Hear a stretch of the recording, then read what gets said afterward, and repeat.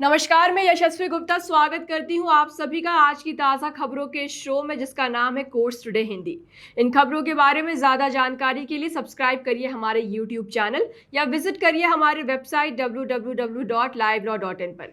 Live law Hindi पर आपको सारी ताज़ा अपडेट्स मिल जाएंगी। चलिए अब बढ़ते हैं आज की खबरों की ओर। सुप्रीम कोर्ट 8 अगस्त को केंद्र शासित प्रदेश जम्मू कश्मीर का राज्य का दर्जा बहाल करने के लिए केंद्र सरकार को निर्देश देने की मांग वाली याचिका पर सुनवाई करेगा। सीनियर एडवोकेट गोपाल शंकर नारायणन ने chief justice of India BR Gavai के समक्ष इस मामले का उल्लेख किया। आपको बता दें कि 5 अगस्त को अनुच्छेद 370 के तहत जम्मू कश्मीर के विशेष दर्जे को समाप्त किए जाने की 6ठी वर्षगांठ है। यह आवेदन निपटाए गए मामले संविधान के अनुच्छेद 370 के संबंध में विविध आवेदन के रूप में दायर किया गया, जिसमें सुप्रीम कोर्ट ने जम्मू कश्मीर के विशेष दर्जे को समाप्त करने का फैसला बरकरार रखा था। उस फैसले में न्यायालय ने जम्मू कश्मीर रीऑर्गेनाइजेशन एक्ट के संवैधानिकता के मुद्दे पर विचार नहीं किया था, जिसने जम्मू कश्मीर को केंद्र शासित प्रदेश में बदल दिया, जबकि सॉलिसिटर जनरल ने आश्वासन दिया था कि राज्य का दर्जा बहाल किया जाएगा। न्यायालय ने बिना कोई समय सीमा तय किए केवल ये निर्देश दिया कि राज्य का दर्जा जल्द से जल्द बहाल किया जाएगा। इस मामले में आवेदक कॉलेज शिक्षक ज़हूर अहमद भट्ट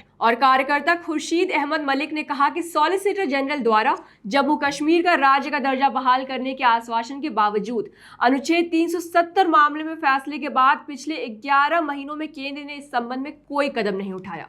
इस मुद्दे पर आगे क्या अपडेट्स आते हैं, जानने के लिए बने रहे हमारे साथ। दिल्ली कोर्ट ने आम आदमी पार्टी नेता सत्येंद्र जैन और अन्य के खिलाफ PWD में प्रोफेशनल्स के अनियमित नियुक्ति और असंबंधित प्रोजेक्ट फंड से भुगतान के आरोपों से संबंधित दर्ज मामले में CBI द्वारा दायर क्लोजर रिपोर्ट स्वीकार कर ली है। राउस एवेन्यू कोर्ट के स्पेशल जज दिग्विनय सिंह ने कहा कि कई वर्षों की जांच के बावजूद प्रिवेंशन ऑफ करप्शन एक्ट या किसी अन्य अपराध के तहत आरोपों का समर्थन करने के लिए किसी के खिलाफ कोई सबूत नहीं मिला। दिल्ली सरकार के डायरेक्टोरेट ऑफ विजिलेंस की शिकायत के आधार पर सत्येंद्र जैन और अन्य PWD ऑफिशियल्स के खिलाफ साल 2018 में FIR दर्ज की गई थी। यह आरोप लगाया गया कि जैन और PWD ऑफिशियल्स ने रिक्रूटमेंट और फाइनेंशियल रेगुलेशंस का उल्लंघन करते हुए सलाहकारों की एक क्रिएटिव टीम की अनियमित रूप से नियुक्ति की। बताते चले कि लगभग 4 वर्षों तक मामले की जांच करने के बाद CBI को कोई आपराधिक मामला या व्यक्तिगत लाभ या रिश्वतखोरी या किसी आपराधिक इरादे या वित्तीय नियमों के उल्लंघन का कोई सबूत नहीं मिला।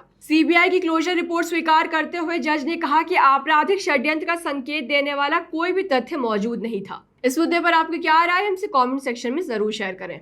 खबरों में आगे बढ़ते हुए 4 अगस्त को सुप्रीम कोर्ट ने महाराष्ट्र नवनिर्माण सेना के प्रमुख राज ठाकरे के खिलाफ कथित रूप से हिंदी भाषी कर्मचारियों के खिलाफ नफरत भरे भाषण की जांच की मांग वाली याचिका पर सुनवाई करने से इनकार कर दिया। Chief justice of India BR Gavai और जस्टिस K विनोद चंद्रन की खंडपीठ ने कहा कि याचिकाकर्ता पहले बॉम्बे हाई कोर्ट जाए। ये याचिका उत्तर भारतीय विकास सेना के राष्ट्रीय अध्यक्ष सुनील शुक्ला ने दायर की थी। उनका आरोप था कि गुड़ी पाड़वा रैली के दौरान राज ठाकरे ने हिंदी बोलने वाले कर्मचारियों को लेकर भड़काऊ भाषण दिया था, जिससे मुंबई के कई इलाकों जैसे पवई और वर्सोवा में हिंसा हुई। शुक्ला ने दावा किया कि उन्हें 100 से ज्यादा धमकी भरे कॉल आए, ट्विटर पर हत्या की धमकी मिली और अक्टूबर 2024 में करीब 30 MNS कार्यकर्ताओं ने उनके दफ्तर पर हमला करने की कोशिश की। उन्होंने मुख्यमंत्री, DGP, पुलिस कमिश्नर और चुनाव आयोग से शिकायत की, लेकिन अब तक कोई FIR दर्ज नहीं हुई। उन्होंने सुप्रीम कोर्ट से पुलिस सुरक्षा, FIR दर्ज करने, MNS की मान्यता रद्द करने, SIT जांच और राज ठाकरे को आगे ऐसे बयान देने से रोकने की मांग की थी, लेकिन कोर्ट ने कहा कि इसके लिए उचित मंच हाई कोर्ट है, न कि सीधे सुप्रीम कोर्ट। आज की आखिरी खबर में पंजाब और हरियाणा हाई कोर्ट ने एक लॉ स्टूडेंट द्वारा दायर याचिका को ये कहते हुए खारिज कर दिया कि ये कानून में असंगत है। छात्र ने हरियाणा के चौधरी रणबीर सिंह यूनिवर्सिटी में BA LLB में दाखिले की मांग की थी, जबकि वो एंट्रेंस एग्जाम में शामिल नहीं हुआ था। कोर्ट ने याचिका को न्यायालय का समय बर्बाद करने वाला बताते हुए 5,000 रुपए का जुर्माना भी लगाया। याचिकाकर्ता का तर्क था कि पहले परीक्षा 2 से 3 जुलाई को होनी थी, लेकिन इसे स्थगित कर 16 जुलाई को आयोजित किया गया। उसका दावा था कि उसने नियमित रूप से जानकारी प्राप्त करने की कोशिश की, लेकिन विश्वविद्यालय ने न तो SMS, न ही ईमेल और न ही वेबसाइट पर समय पर सूचना दी, जिससे वो परीक्षा में शामिल नहीं हो सका। उसने कोर्ट से या तो दाखिले पर विचार करने या उसके लिए अलग से परीक्षा आयोजित करने की मांग की। राज्य की ओर से पेश एडिशनल एडवोकेट दीपक बलियान ने तर्क दिया कि नई तिथि की सूचना वेबसाइट पर समय पर जारी की गई थी और छात्र स्वयं परीक्षा में शामिल नहीं हुआ। कोर्ट ने सभी पक्षों को सुनने के बाद याचिका को खारिज कर दिया। तो इसी के साथ आज के इस वीडियो को हम समाप्त करते हैं। अगर आपको ये वीडियो पसंद आई हो तो इसे लाइक और शेयर करना ना भूलें। मिलती हूँ कल फिर आपसे अगली जरूरी लीगल खबरों के साथ। Thank you.